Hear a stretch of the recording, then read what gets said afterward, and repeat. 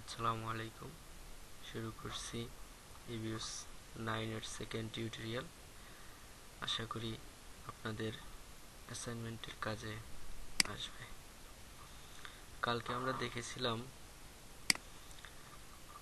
কি feature of the data series and unit root test, কিভাবে আমাদের ইউনিট রুট টেস্ট করতে হবে এবং সেখান থেকে যদি ইউনিট রুট প্রবলেম থাকে সেটা কিভাবে সলভ করব। তো আমরা দেখেছিলাম যে আমাদের সিরিজগুলোর ফার্স্ট ডিফারেন্স নিলেই আমাদের ইউনিট রুট প্রবলেম সলভ হয়ে যাচ্ছে।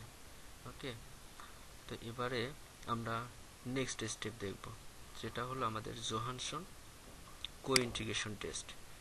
এটা আমাদের করতে হবে, জোহানসন কোইন্টিগ্রেশন টেস্ট।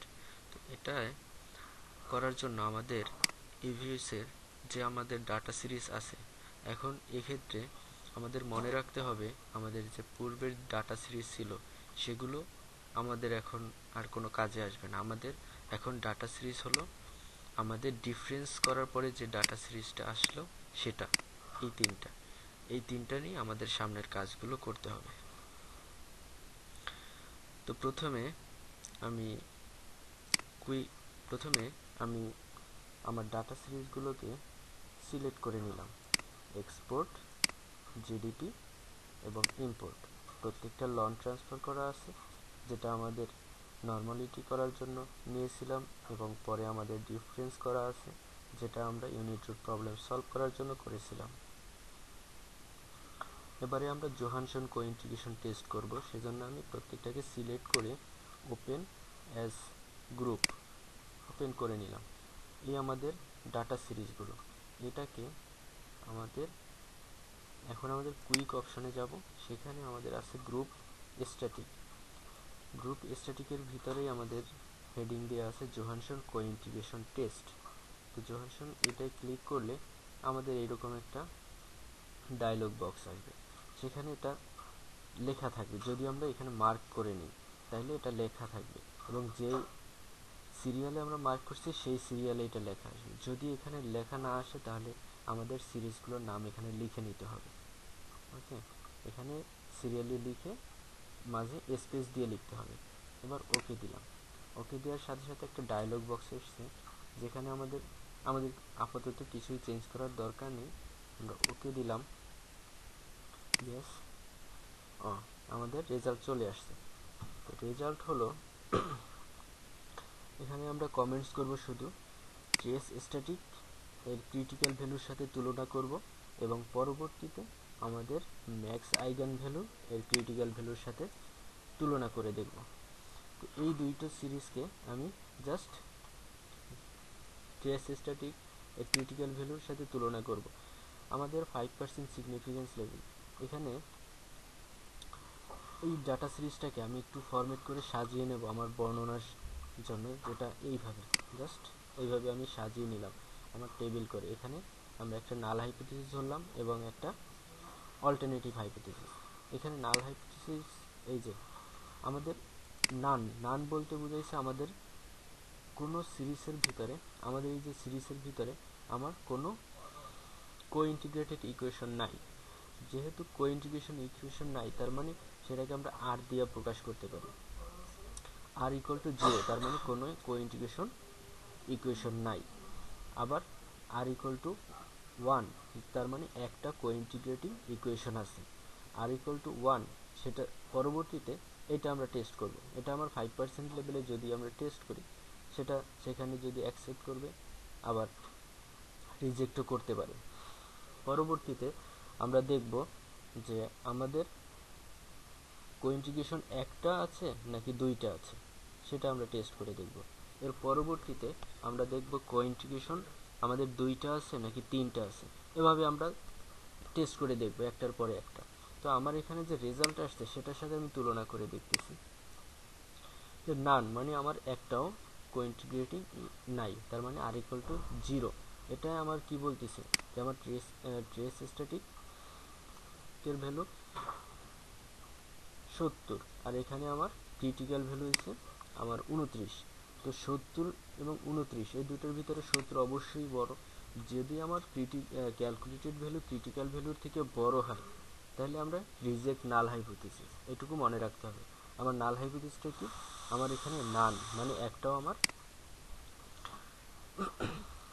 কোইন্টিগ্রেটিং ইকুয়েশন নেই। তার মানে আমি বলতে পারি এখানে এই নান মানে আমার কোইন্টিগ্রেশন একটাও নাই, সেটা আমি রিজেক্ট করতেছি।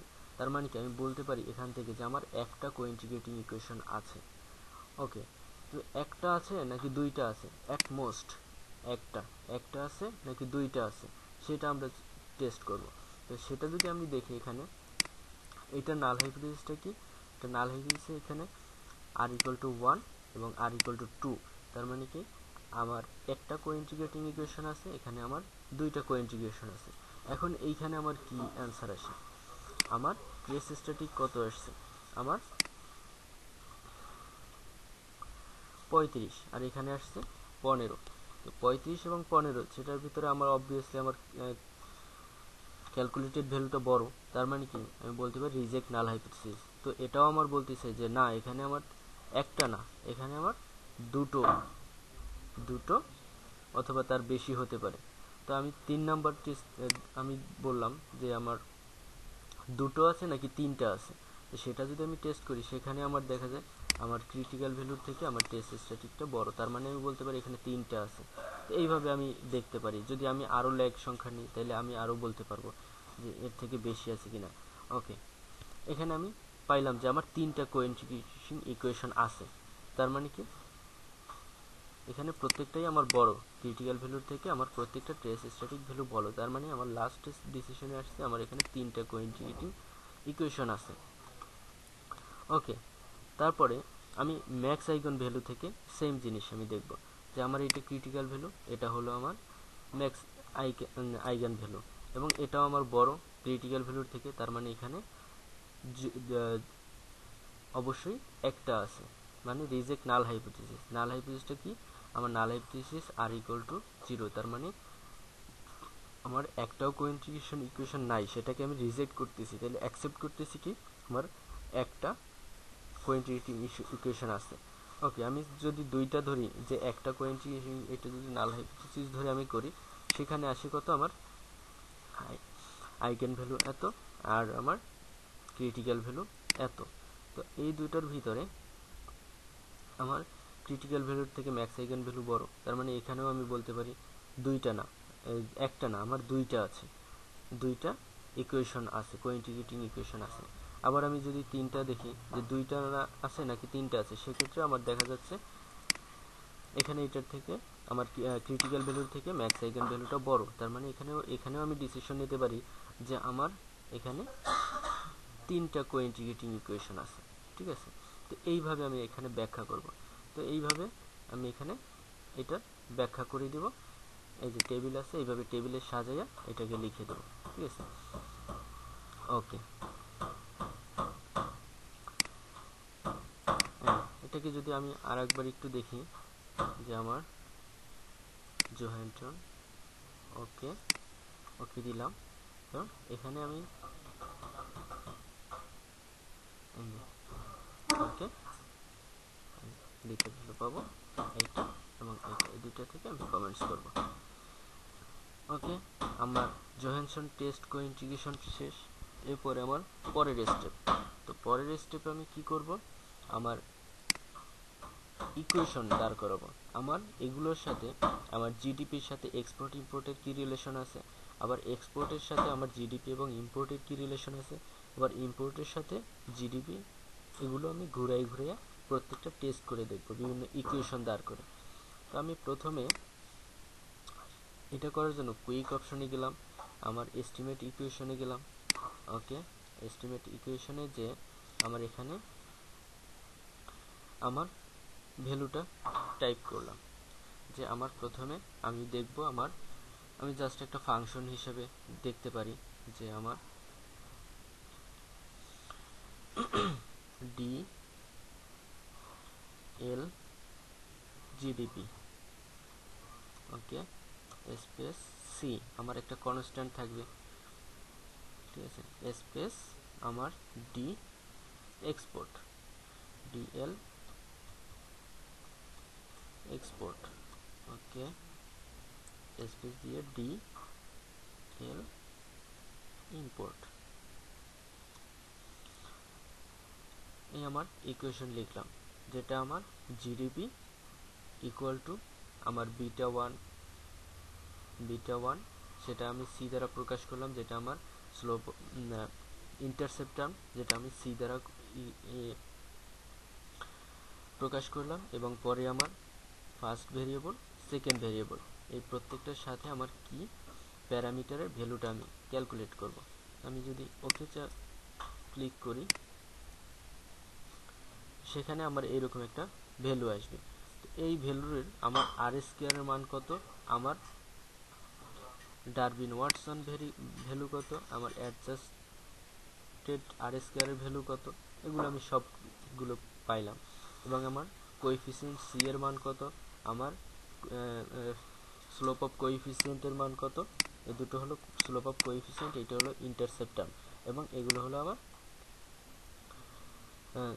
স্ট্যান্ডার্ড ইরর ভ্যালু, এবং এটা হলো টিএসটিভি ভ্যালু, এটা হলো আমার প্রবাবিলিটি ভ্যালু।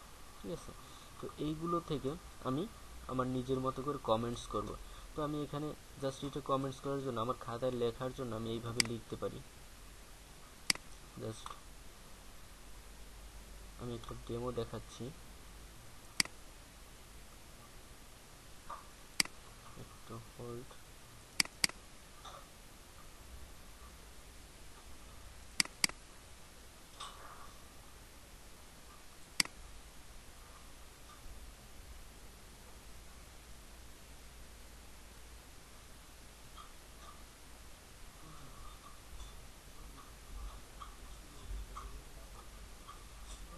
এইভাবে, ঠিক আছে, এইভাবে আমি লিখব, এবং নিচে আমার কোইন্টিগ্রেশন টেস্ট লিখবো, এভাবে জিডিপি লিখবো, এভাবে আর স্কয়ারের ভ্যালু লিখবো। ওকে, তো এই আমার এইভাবে। তো এইটা আমি কিভাবে পাবো, এটাকে আমি ইকুয়েশনালি কিভাবে লিখবো, সেটার জন্য আমার ভিউ অপশনে গেলাম, আমার রিপ্রেজেন্টেশন আমি কিভাবে রিপ্রেজেন্ট করব, এই দেখো আমার ভ্যালুটা চলে আসছে। আমার এলজিডিপি, জিডিপির সাথে এটা হলো আমার স্লোপ অফ কোএফিসিয়েন্ট, সরি ভুল বলছি আমি একটু, এটা হলো আমার ইন্টারসেপ্ট টার্ম।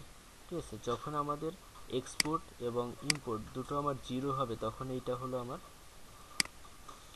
তখন এটা হলো ইন্টারসেপ্টার, তখন এই ভ্যালুটা আমার জিডিপি হিসেবে থাকবে।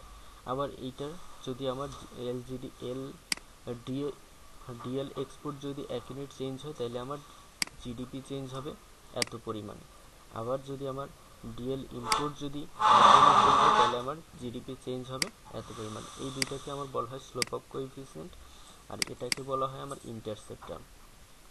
ওকে, এবং এই ইকুয়েশনের আমার আর স্কয়ারের ভ্যালু যেটা ছিল আমার, যে আমি যদি আমার এস্টিমেট আউটপুটে যাই, তাহলে আবার আগের ভ্যালু, আবার আগের উইন্ডোজটা আমি খুঁজে পাবো, যেখানে আমার আর স্কয়ারের ভ্যালু ছিল আমার 7.7314, তার মানে আমার এটা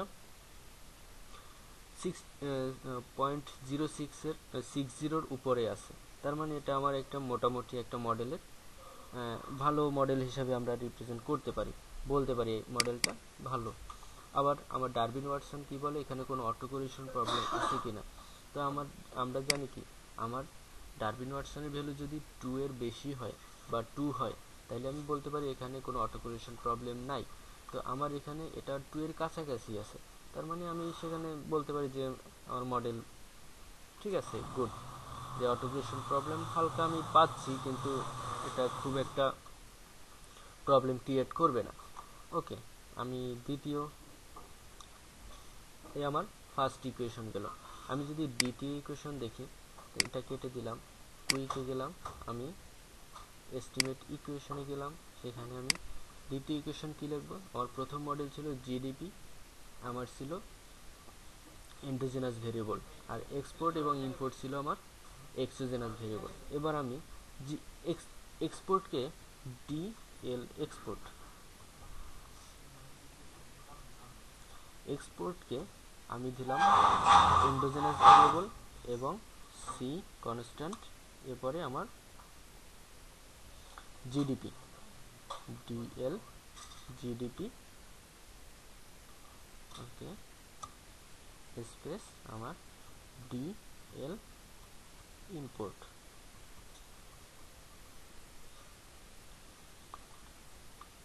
ওকে দিলাম, ওকে ক্লিক করে আমার এই যে অ্যান্সার পেয়ে গেলাম। এখানে আমার দেখাচ্ছে আমার এক্সপোর্ট কি পরিমাণ চেঞ্জ হচ্ছে আমার জিডিপি এবং ইম্পোর্ট চেঞ্জের ফলে। তো এটাকে আমি রিপ্রেজেন্ট করব কিভাবে, এই যে আমার রিপ্রেজেন্টেশন, এখানে এইটুকু এই আমার রিপ্রেজেন্টেড আমার ইকুয়েশন। এটা ওই আগের ইকুয়েশনের মতো সেমভাবে ব্যাখ্যা করতে হবে এবং আমার আর স্কোয়ারের ভ্যালু এবং আমার এই যে আর স্কোয়ার ভ্যালু 85.8562, এটাও আমার ভালো, মডেলটা ভালো। আবার আমার এটা ডারবিন ওয়াটসনের ভ্যালু 2 এর কাছাকাছি, তার মানে আমি বলতে পারি যে মডেলটা ঠিক আছে, অতটা খুব একটা প্রবলেম ক্রিয়েট হচ্ছে না এখানে। আর বাকিগুলো থেকেও আমার কিন্তু এগুলোর বর্ণনা দেওয়া হয়, কিন্তু আমি আপাতত এখানে সেগুলো স্কিপ করে গেলাম, কারণ এগুলো আমাদের এখন দরকার নেই। আমাদের শুধু আর স্কোয়ার অ্যাডজাস্টেড আর স্কোয়ার এবং ডারবিন ওয়াটসন এই ভ্যালুগুলো দিলেই এনাফ, সাথে এগুলো লিখে দিতে হবে, এই ভ্যালুগুলো আমরা লিখে দেব, ঠিক আছে। ওকে, তারপরে এটা শেষ, পরে আমার এস্টিমেট।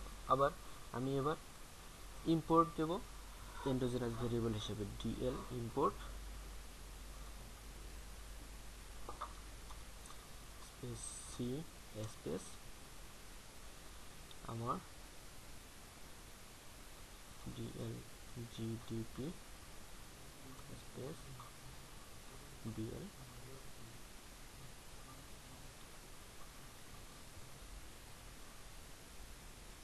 এক্সপোর্ট। ওকে ক্লিক করলাম, আমার রেজাল্ট চলে আসছে। তো এই আমার আর স্কোয়ারের ভ্যালু, এই আমার ডারবিন ওয়াটসন ভ্যালু এবং এই আমার রিপ্রেজেন্টেড ভ্যালু, ঠিক আছে। এই তো এটা থেকে আমি কি কমেন্টস করতে পারি, এইটা লিখে আমার এগুলো আমার প্রত্যেকটা আমার অ্যাসাইনমেন্টের ভিতরে দেখাতে হবে, লিখে দিতে হবে এবং এই আমি যেভাবে বলছি এভাবে বর্ণনা করে দিতে হবে। ওকে, আর স্কোয়ার ভ্যালু ঠিক আছে, অ্যাজ ইউজুয়াল আমাদের ডারবিন ওয়াটসন ভ্যালু 2 এর বেশি আছে, তার মানে এটা বলতে পারি ওই আগের দুটো মডেলের থেকে এই মডেলটা কিছুটা বেটার। ওকে, তো এরপরে এইগুলো আমাদের এই ক্যালকুলেশনগুলো আমরা কপি করে কিন্তু নিয়ে যাব আর কি আমার ওয়ার্ড ফাইলে, যেগুলো আমাদের কমেন্টস লিখতে সুবিধা হবে এবং এখান থেকে আমি যদি নোট করে রাখি তাও আমি কাজ করতে পারবো। আমি যেভাবে করি আমার সুবিধা মতো আমি নিয়ে যাব। তো এই হলো আমাদের আপাতত আমাদের এস্টিমেশনের কাজ। ওকে, এরপরে এখান থেকে যে রেজাল্ট আসবে সেই রেজাল্ট অনুসারে আমাদের জাস্ট একটা কনক্লুশন লিখতে হবে, আমাদের রেফারেন্স দিতে হবে, কোথা থেকে আমি ডাটা নিলাম, কি ইউজ করে কাজ করলাম এবং কোথা থেকে আমি আমার এগুলা লিখলাম, এগুলার একটা জাস্ট রেফারেন্স দিতে হবে। তো এই হলো আমাদের ওভারঅল একটা অ্যাসাইনমেন্টের কাজ। তো আমি একটা ওভারঅল আবার একটু ধারণা দিচ্ছি আমার প্রথম স্টার্টিংটা কি হবে। আমার প্রথম স্টার্টিংয়ে আমি একটা হেডিং দিব এবং সেখানে তারপরে আমি একটা জাস্ট ইন্ট্রোডাকশন থাকবে। আমি ইন্ট্রোডাকশনের আগে আমি একটা অ্যাবস্ট্রাক্ট দিব।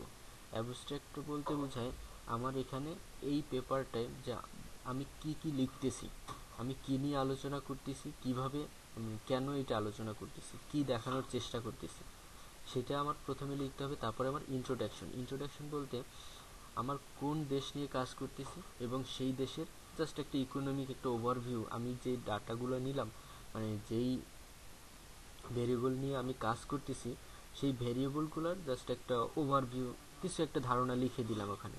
তারপরে থার্ড স্টেপ আমার ডাটাগুলো নিয়ে আমার টেস্ট করতে হবে। প্রথমেই আমার ডাটার ফিচারটা দেখাইতে হবে, মেন মিডিয়ান মোড, যেটা আমি আগের টিউটোরিয়াল দেখাইছি। এরপরে আমার ইউনিট রুট টেস্ট করতে হবে, আমার নর্মালিটি টেস্ট করতে হবে। ফিচারের ওখানে আমি জারকিউবেরার টেস্টের প্রবাবিলিটি ভ্যালু থেকে আমি নর্মালিটি টেস্ট করব, তারপরে নর্মালিটি টেস্ট হয়ে গেলে যদি নর্মালিটি প্রবলেম থাকে সেখানে, যদি ডাটা নর্মালি ডিস্ট্রিবিউটেড না হয় তাহলে সেটাকে আমি নর্মালি ডিস্ট্রিবিউটেড করে নেব। সেটা কিভাবে করব? লন ট্রান্সফার করে করব। ওকে, এরপরে আমার ইউনিট রুট টেস্ট করতে হবে। যদি আমার ডাটার সিরিজের ভিতরে ইউনিট রুট প্রবলেম থাকে তাহলে সেটাকে আমার সলভ করতে হবে। তারপরে আমি জেহানসন কোইন্টিগ্রেশন টেস্ট করব। সেখানে আমার কয়টা কোইন্টিগ্রেটিং ইকুয়েশন আছে সেটা আমার বলতে হবে, এবং শেষ পর্যায়ে আমার এই ইকুয়েশনগুলো টেস্ট করে দেখাতে হবে। তারপরে কনক্লুশন, তারপরে reference. Okay, that's it. Thank you সবাইকে, ধন্যবাদ।